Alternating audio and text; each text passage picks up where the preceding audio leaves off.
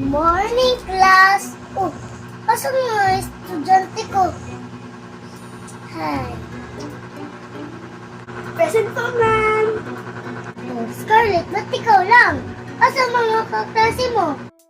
Oh, ayun ma'am, nasa birthday ni Kay. Invited nga kasi ako pero hindi ako pumunta.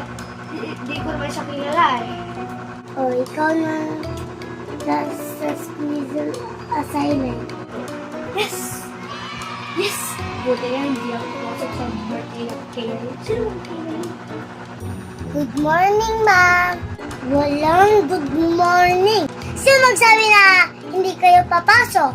Nakita ko po sa TikTok na walang pasok kasi birthday ni Kay. Mas maliwala kayo sa TikTok kaysa sa akin.